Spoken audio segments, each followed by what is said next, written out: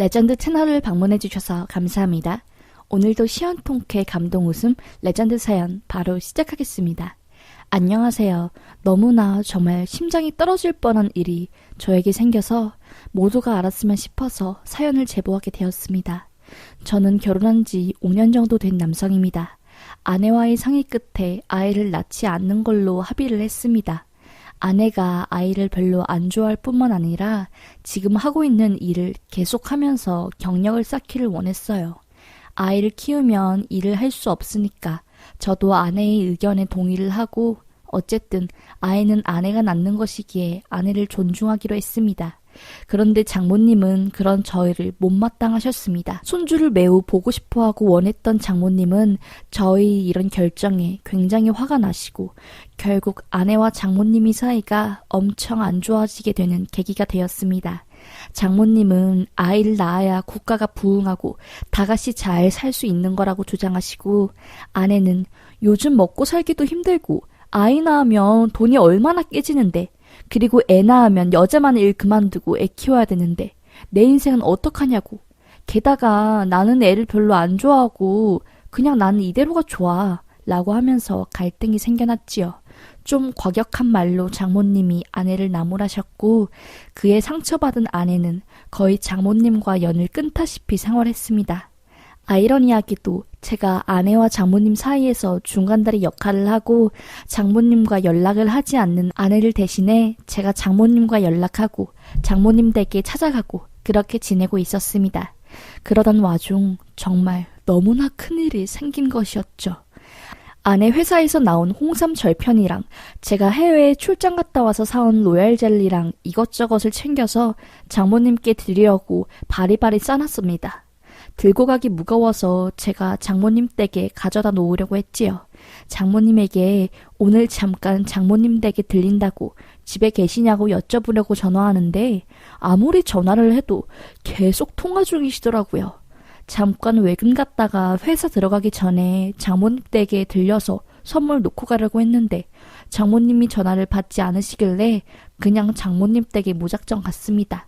신혼 초기에 잠깐 장모님 댁에 살았던 적이 있어서 비밀번호는 알고 있던 상황이고 잠깐 들어가서 냉동실에 절편이랑 냉동식품 넣고 바로 나오려고 했지요. 그렇게 짐을 챙기고 장모님 댁에 도착해서 냉동실 문을 열고 물건을 넣고 있었는데 냉동실 한켠에 은행에서 뽑은 돈봉투가 있더라고요. 우리 장모님 치매신가? 도대체 왜 냉동실에 돈다발을 넣어놓으신 거지? 하면서 걱정이 되더라고요.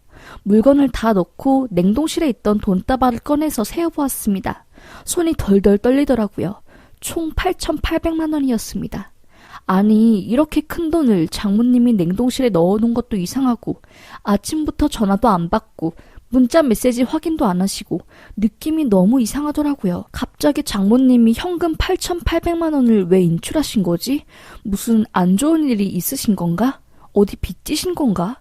별의별 생각이 다 들더라고요. 저는 예전 아내의 방에 들어가 문을 닫고 조심스럽게 아내에게 전화했습니다. 자기야, 지금 점심시간이지. 잠깐 전화할 수 있어? 아니, 다른 게 아니라 내가 아침부터 장모님한테 장모님 댁 들린다고 연락을 했는데 전화를 안 받으시더라고. 계속 통화 중이야. 그래서 그냥 장모님 댁에 잠깐 들어가서 냉동실에 우리가 산 음식들 넣고 정리하고 오려고 했지. 문 밖에 두면 상하니까. 근데 냉동실에 현금으로 8,800만 원이 있어. 뭔가 이상하지 않아? 장모님이 현금을 그렇게 다발로 들고 있는 것도 이상하고 그걸 또 냉동실에 넣은 건 더 이상하고 장모님 혹시 치매신가? 아니 전화도 안 받고 나 지금 너무 불안한데 자기 뭐 아는 거 없지? 라고 말하고 있는 순간 엄청 빠른 속도로 띠띠띠띠띠띠 도어락 비밀번호 누르는 소리가 들렸습니다. 저는 순간적으로 너무 당황했습니다. 장모님은 손이 느리셔서 저렇게 비밀번호를 빠르게 누르지 않거든요. 엄청 천천히 번호 하나하나를 누릅니다. 저는 다급하게 전화를 끊고 아내의 방에서 숨죽이며 있었습니다. 어떤 남자 목소리가 들리더라고요. 그러다 냉장고 문을 팍 여는 소리가 들리더니 냉장고 안을 뒤지는 소리가 들리다가 막 소리를 지르더라고요. 아이씨 없잖아 돈. 이 멍청한 할망구가 뭐 하는 거야? 하면서 욕을 진짜 어마무시하게 하는 겁니다. 와, 저는 진짜 온몸에 소름이 쫙 돋으면서 8,800만 원을 아내의 방에 숨겨두고 아내 책상 옆에 있던 유리로 된 펜꽂이를 가지고 문을 벌컥 열고 그 남자한테 달려갔습니다. 그 펜꽂이로 남자 머리통을 가격하고 쓰러뜨렸습니다.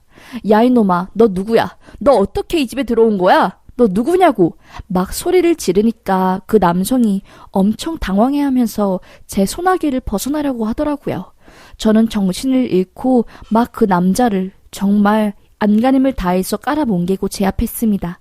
다행히 취미로 복싱을 하고 있었고 그 남성보다 제가 힘이 좋았습니다. 저는 그 남자를 제압하면서 뒷주머니에 핸드폰을 꺼내 경찰에 신고했고 경찰이 올 때까지 진짜 몸부림을 치며 그 남자를 제압했습니다. 결국 경찰이 와서 그 남자를 잡아가고 저는 윗옷이 거의 찢겨져 나갔고 쇄골 쪽에 상처도 나고 얼굴은 물론이며 심신까지 정말 엉망진창이 되었습니다. 도저히 진정할 수 없었습니다. 회사에 전화해 일이 생겨 못 들어갈 것 같다고 말하고 경찰 조사를 받으러 갔습니다. 그리고 장모님한테도 연락을 해봤지만 장모님 전화기는 꺼져 있는 상태였고 경찰 조사를 받는 과정에서 알게 된 충격적인 사실은 장모님 집에 무단 침입해서 냉장고를 뒤진 그 남성이 보이스피싱 일당 중 한 명이었습니다. 그 보이스피싱 놈이 장모님께 전화를 해서 장모님 개인정보가 유출되고 은행에서 돈이 범죄 자금으로 써질 수 있으니 당장 은행에서 돈을 인출해서 전부 냉동실에 보관하라고 그랬답니다. 깜빡 속은 장모님은 전화를 끊지 말라는 그 보이스피싱범이 말에 따라 전화를 계속하면서 돈을 찾아 진짜로 냉동실에 넣어둔 겁니다.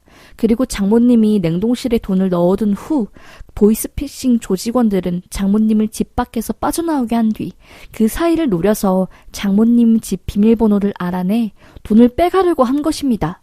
운이 좋게 저는 그 당시 장모님 댁에 있었던 상황이었고 그 덕분에 장모님 돈 8,800만 원을 지키고 보이스피싱 범죄자 일당 중 한 명을 제가 제압해서 잡게 된 것이었죠.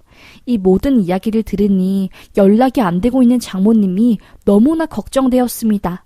당장 경찰에게 말해 장모님과 연락이 안 되니 실종 신고라도 해야 할 것 같다고 그랬지요.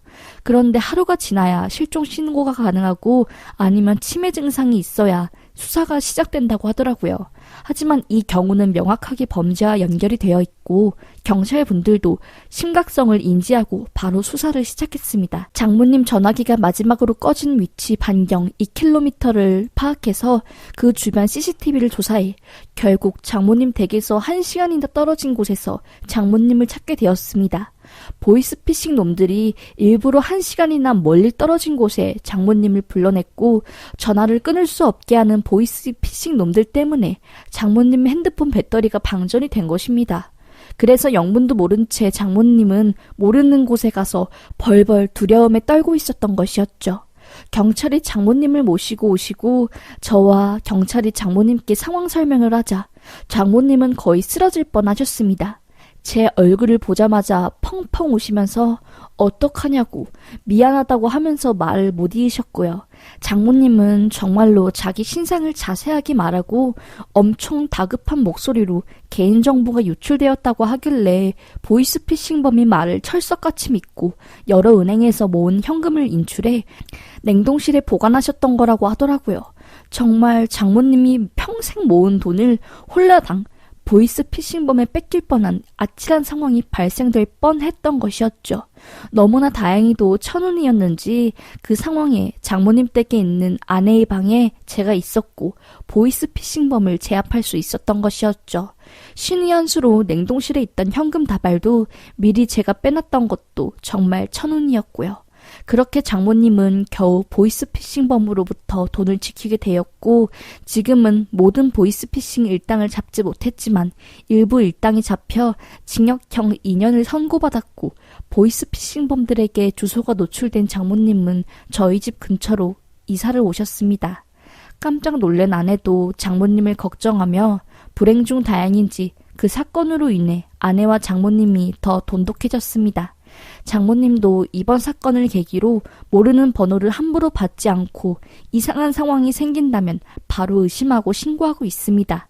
장모님 주변 친구들에게 이 사실을 전부 말하고 예방하기 위해 그리고 범죄 피해를 줄이기 위해 최선을 다하고 계십니다. 마지막으로 제가 이 글을 쓰게 된 이유는 정말 보이스피싱이 다양한 방식으로 진화되었다는 겁니다. 저희 사례를 읽으시는 여러분들이 부디 이런 피해를 안 받으셨으면 좋겠다는 마음에 이렇게 글을 쓰게 되었습니다. 읽어주셔서 감사하고 조심하시길 바라며 이렇게 글을 마치겠습니다.